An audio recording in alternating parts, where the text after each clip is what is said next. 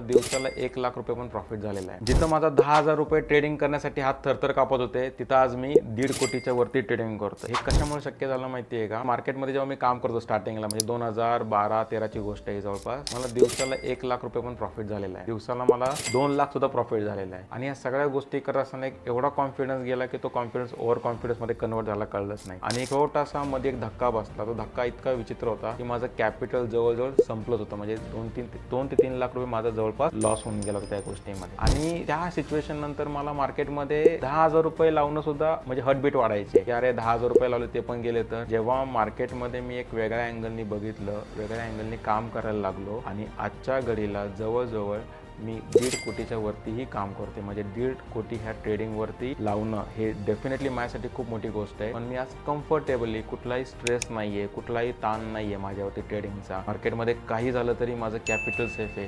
ह्या सगळ्या अप्रोचनी जिथं मी 1.5 कोटीपर्यंत पोहोचलोय ट्रेडिंग करण्यासाठी, हा सगळ्यात माझा मोठा, एक सगळ्यात माझी मोठी ट्रेडिंग लाईफमधली अचिव्हमेंट होती. जिथं माझ्याकडे एक 10,000 रुपये सुद्धा नव्हते त्यावेळेस. 10,000 रुपये नसताना हा 1.5 कोटीपर्यंत आलेला प्रवास हा माझ्यासाठी इतका सुंदर होता की त्यामध्ये ज्या काही गोष्टी झाल्या, आणि ह्या गोष्टी होत असताना असं नक्कीच नाही की मला लॉस नाही झाले, मला लॉसेस पण झाले. पण लॉसेस माझे जेम ते जेम एक साधारण 1-2% होते. आता जर मी तुम्हाला लास्ट इयरचा माझा परफॉर्मन्स जर सांगितला ना, तर अराउंड मला इयरली म्हणजे मागच्या फायनान्शियल इयरमध्ये 33% रिटर्न्स मिळाले. आणि जर आत्ताचा फायनान्शियल इयर जर मी बघितलं ना, तर मी अजून 5%च्या वरती पण नाही गेलो. का? तर मार्केटची कंडिशन बघता